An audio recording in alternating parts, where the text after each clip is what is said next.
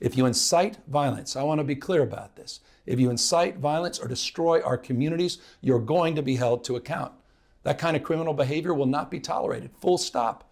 Already more than 220 people have been arrested, and we're reviewing tapes to build additional cases, and people will be prosecuted to the fullest extent of the law.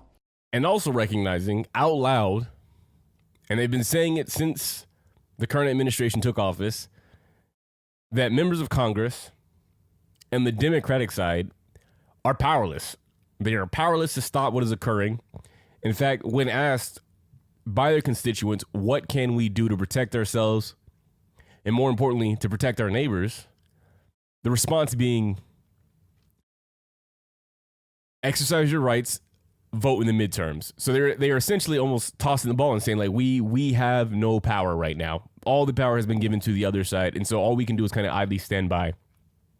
And on the flip side, those who are on the other side, who, if we were to look at a Disney World democracy where people are not tied to political ideology, party politics, and don't vote solely based off if you have elephant trunks or donkey hooves, and simply based off of what you see in front of you, what you know to be right and wrong based off of your moral code.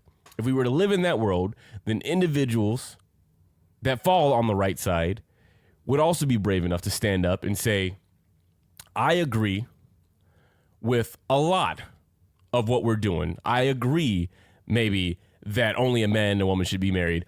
I agree that you should not take away people's rights to gun ownership. I agree that church has a place in public schools. Whatever that is, you agree with. But then you can also stand up and say, but I don't agree with sowing chaos in our nation by making people afraid to go outside, afraid to go to work, afraid to go to medical, afraid to pick up their kids from school. I don't agree with a nation that is essentially ruled by fear.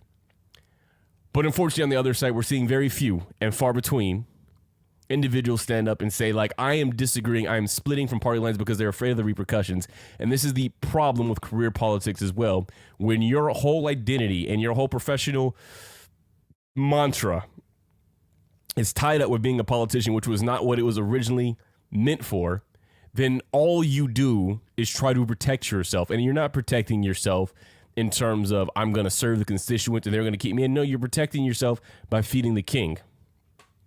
And I'm not going to go against the king because the king and the long line, this is the first one who is actively said, if you go against me, I'm going to make you pay.